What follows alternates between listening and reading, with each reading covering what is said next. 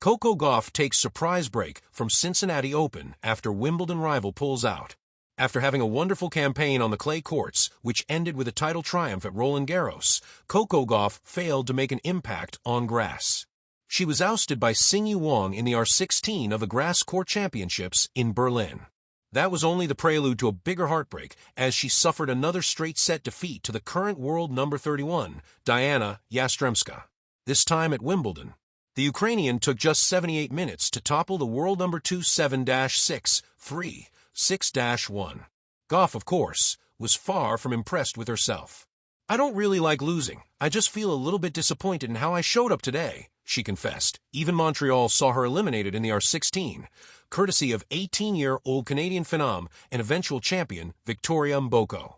In Cincinnati, she started her campaign with a rematch, beating Xingyu Wang 6-3, 6-2, only to set herself up for another encounter with Diana Yastremska. It would have made for a perfect revenge saga, except that Gauff didn't want it to be one. Before the match, the American claimed, "I don't ever think of like a revenge type of tennis. At first, I used to think like that, but then I'm like, I've played too many people too many times to have like a revenge mindset. But no, I think for me, it's a good measure to see where my game is." Unfortunately for Gauff, she couldn't test herself against the Ukrainian again as the latter withdrew from the match, citing health issues. That being said, a walkover also meant more downtime for Gauff before her match against Italy's Lucia Bronzetti. So why not just head to the Great American Ballpark to watch the Cincinnati Reds take on the Philadelphia Phillies? The Cincinnati Reds shared a video clip on their X handle, welcoming Gauff to the GABP, and the tennis star was heard saying, "Hey guys, it's Coco, and I'm excited to be here supporting the Reds. It's my first Reds baseball game, and I'm having a great time." And while it may be her first Reds game, it's hardly the first time Gauff has been seen endorsing a sport other than her own. After all, she's often seen cheering for her brother Cody, who announced his commitment to Mizzou baseball last year. What's more, her involvement in other sports is not just limited to cheering from the stands.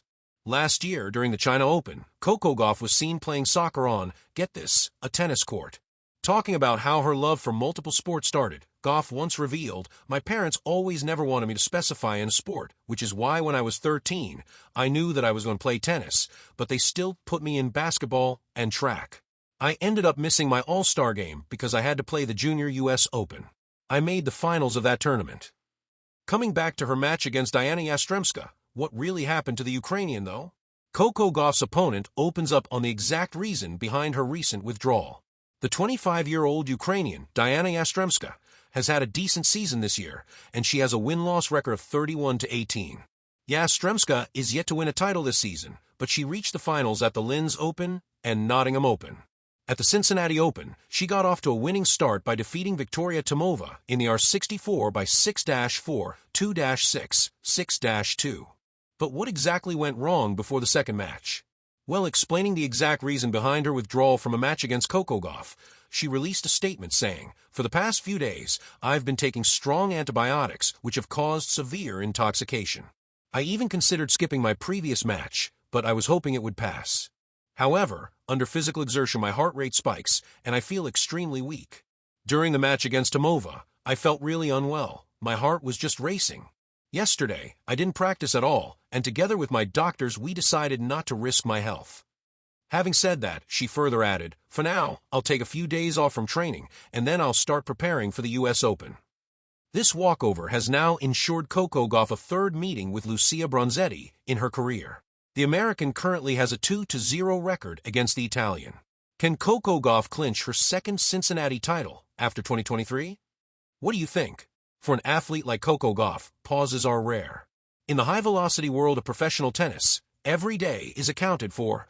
Training sessions, press obligations, sponsor events, recovery routines, match prep, and then the matches themselves. The calendar doesn't just tick, it sprints. So when an unexpected break emerged during the 2025 Cincinnati Open, it felt almost like a glitch in the season's tightly wound rhythm. A rivalry revisited, or not.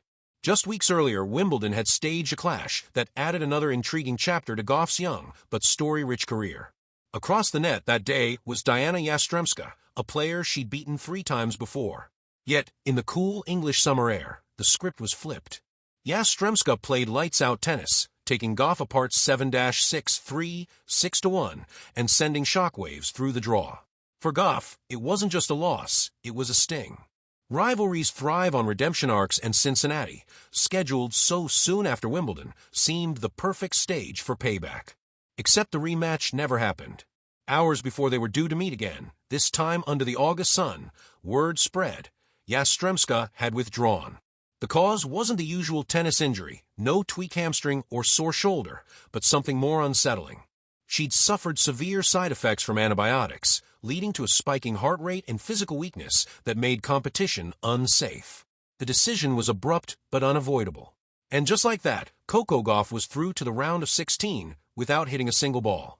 From center court to center field. For some athletes, a walkover win might mean an extra session in the gym or more hours refining tactics on the practice court. But Gauff chose a different route. She went to the ball game. The Great American Ballpark is only a short ride from the tournament grounds, but in spirit, it's worlds away. Tennis matches are solitary, surgical battles. Baseball games are slow-burning communal events. On this day, Gauff traded her racket for a foam finger, swapping cross-court winners for hot dogs and home runs. It was her first ever live baseball experience, and her smile, caught by photographers as she stood in the stands, looked as unguarded as if she were back home in Delray Beach. She wore casual reds and whites, blending in with the crowd, yet her presence was magnetic. Fans stopped her for selfies, a few recognizing the world number 2 even without her visor and wristbands. For a few hours, she wasn't Coco the competitor or Coco the U.S. Open champion. She was just Coco, watching the Cincinnati Reds, a 21-year-old, on a summer afternoon. The mental reset. Elite athletes often speak about switching off between competitions, but doing so is easier said than done, especially during the grind of the North American hardcourt swing leading into the U.S. Open. Gauff has admitted in the past that her mind tends to stay tethered to the sport, replaying points, dissecting mistakes, anticipating next opponents. This walkover forced a kind of mental interruption she didn't plan for but might have secretly needed. Instead of rehearsing passing shots in her head, she was watching a batter foul off 3 pitches in a row. Instead of thinking,